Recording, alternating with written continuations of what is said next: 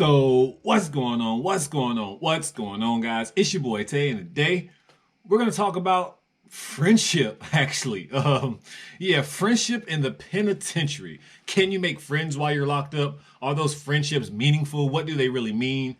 Um, Somebody asked me that a few weeks ago, and I felt like that's a good topic to actually discuss. I wanted to do a video on it anyway, and then somebody asked me that question, so I was like, you know, perfect timing. And if you're new to the channel, my name is Dante. Welcome to the channel. This channel, we just like to talk about keeping it real, really. If I have a subject when it comes to like prison stuff, I talk about it. If something interests me, I'll make a video on it and things of that nature. So yeah, so hopefully if you can enjoy the videos, and if you do enjoy any of the videos that I do put out, please make sure you hit that subscribe button. And yeah, let's go ahead and get into this video. So, making friends in prison. I would say that making friends in prison, obviously, it's fairly easy to do, but you got to understand where you're at as well. You're in prison. A lot of people back there, they're just using you. Let's just call that what it is immediately. 70% of the individuals that you run into while you're locked up, they will try to use you first. And that it's a high percentage because I mean, it's prison. A lot of these people, that's all they know. Manipulation, the best way to get by. And it's really something that they don't even mean to do sometimes. It's something that's in them and they don't even know. And that's the sad reality. So when you're dealing with these people who are locked up, and again, I mean, you can even say people on the streets are like this as well, but when you're dealing with people who are locked up, you're running into people again. There's just like they want to be your friends because they want to see what you got, what can you do for them, and exactly what can you provide in the friendship. And that's what a lot of friendships are about anyway. But when you're locked up, again, you have something you have to take up to a whole another degree because you're running into snakes. A lot of people who are literally professional criminals. They know how to sweet talk you. They know how to word things to you. They know how to make it seem as if the things that they're saying are actually genuine. So I can probably say I'll probably fail for a lot of people who I thought would be my friend in the long haul who are currently not my friend. But then you do make friendships that you build actual bonds with. And when you go home, you may or may not run into those people. You may continue that friendship. And some friendships are in prison, like you strictly know what it is. Like you know you're there just to do your time, go home. You'll probably never see that person again. And like you know that. Y'all probably have conversations about that because you do know how prison is. So I can go ahead and say how many friends do I have now that I was locked up with.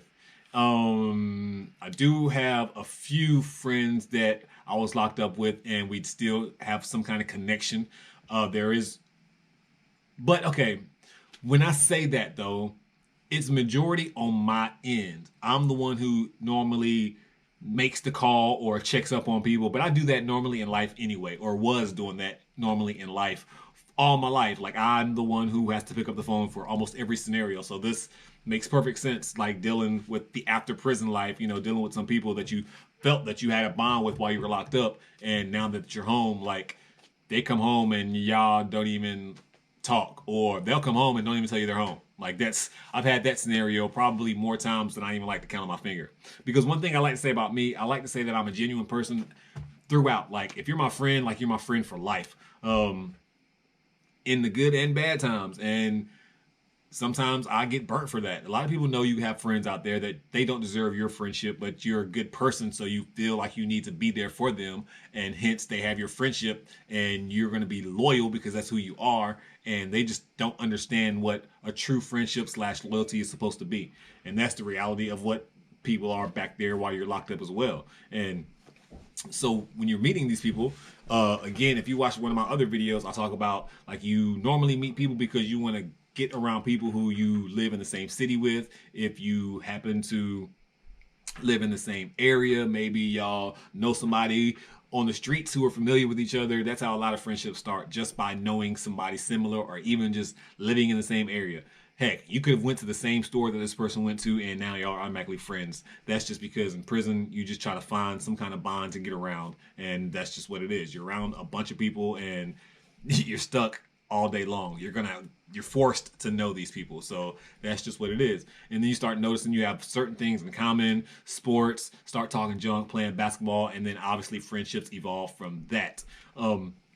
So I felt like I had a few meaningful, what I would call friendships. Like, yeah, those are my dogs. Like, we hung out all day and we were, the key word again, friends. But the reality is you're in a place where you're just locked up. Again, you were forced to meet these people. It wasn't like a happenstance and you connected on the streets. You were forced to be friends. You were forced in that situation. So once that situation is no longer there, it's like you don't have to reach out to certain people. Or I mean, I don't know. I know there's certain people that I was friends with them when I was locked up. I genuinely enjoyed their company when I was locked up. But when I came home, would never pick up a phone and call them. That's just me personally, because that goes back to like what they got going on and what they probably, that's another story. Their actions, they ain't good people. Let's just say that. They're just not good people you want to hang around with, and I don't need a connection like that when you come home. That's just somebody, and then being you have something in common with sports, so you talked about that in sports. But it's not like you're friends. But then you do have those people that, like your roommates, you connect with, you're chilling with every day. Like they got into a fight on the yard, you're fighting with them on the yard. Like your dog, and when y'all come home, you don't even talk. Like it's just weird. It's weird how that happens. People can come up with 1,000 excuses, and I don't know why. Again, I have like 2 or 3 people that I do have that bond with, connection with. In all actuality, I figured I would have like around 7 or 8 people that you have a good bond with, because I was locked up for, like I said, 8 years and 9 months and some change. So I met a lot of people during that time, and we did a lot of things for each other, and we were homeboys. But when they went home, a lot of these people went home before me. Like they won't write you anymore. You know what I'm saying? Because it's a whole, while you're back there, what can you do for each other while you're back there? Once they're home, like they don't need you anymore. They don't want to send money to you and stuff like that. I mean, I don't know why. I mean, it's not everybody. Every case is sick. I mean, every case is different. But when I came home, I can personally say there was several people that I personally looked out for. Came home, put money on the books, got receipts, but we don't need to pull out receipts. We just know who we are as a person. And it's just, I don't know. I personally would say, if I had to do it all over again, knowing what I know, would I make those those certain friendships, those certain bonds with certain people? Probably not. I wouldn't show, I wouldn't say show everything, because you never show everything when you're locked up. But again, just the friendship thing, like you make plans with people when you come home that never come true. So there's a lot of stuff that I would probably just dial back a little bit. Just know the situation, know where you're at. Like you're in prison, these people are prisoners. You're a prisoner. You will have your friendship while you're locked up. You come home and you'll go back to the life that you knew before them. That's just what it is.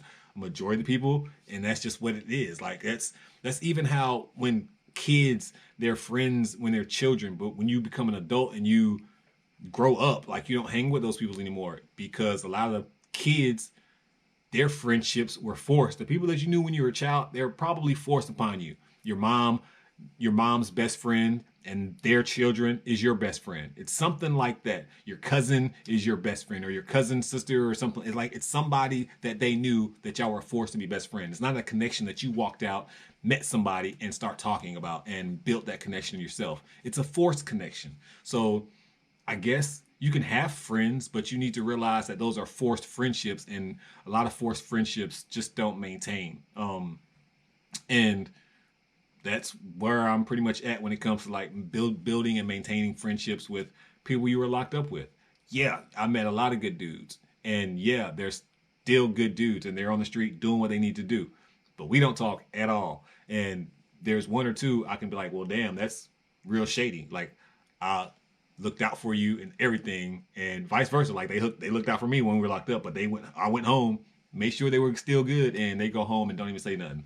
Like a lot of that happens as well.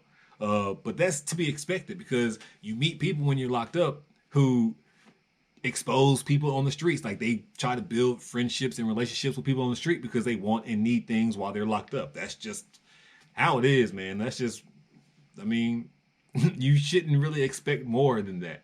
So yeah, you can build maybe a few meaningful relationships, but I wouldn't think that you're gonna go to prison and really meet a person who's really about you and want to be like your best friend. I mean, I don't think nobody thinks that in prison. I don't think I thought about that in prison. Even though looking back, I can say, yeah, I had some friends in prison. I even had like 1 or 2 best friends. I would use that word while I was locked up at certain yards. But my personal goals while being locked up wasn't looking for friendship for eternity from another prisoner. If it happened to happen, I guess whatever. But um, and now that I'm home, again, I was locked up with a lot of people who I thought I would have a certain relationship with now, and I don't have that relationship with them. Am I butt hurt by it? One or two, I will admit. Kind of pissed me off because I thought we were friends, but then I realized exactly where I was, where I came from, and I snapped back into reality. And no longer my butt hurt because it's just life.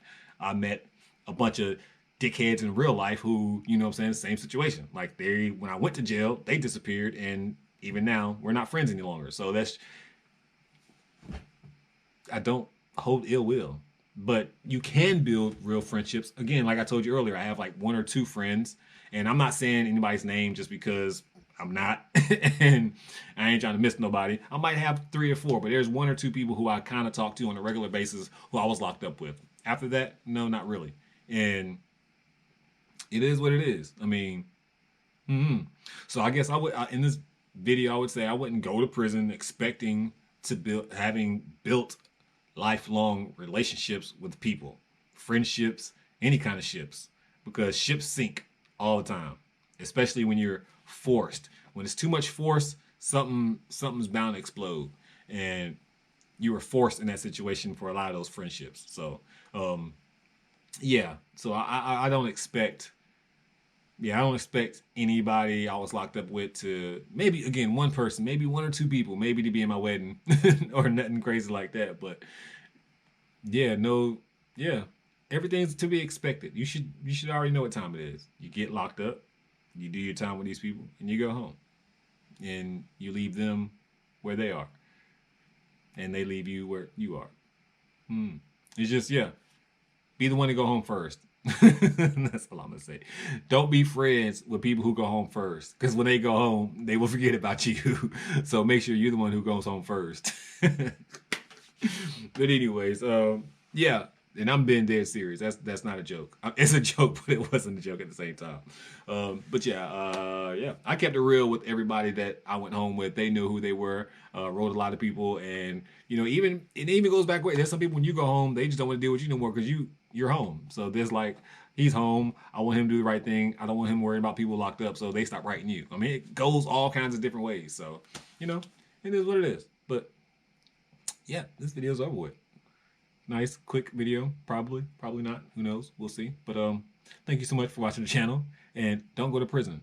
Don't go. Just don't do it. Just don't go. Don't go to prison. Stay home. Stay healthy. Stay happy. But most importantly, make sure that you bless somebody today. Because I promise you, I'm gonna bless somebody tomorrow. At this point in time, your boy Tay is out.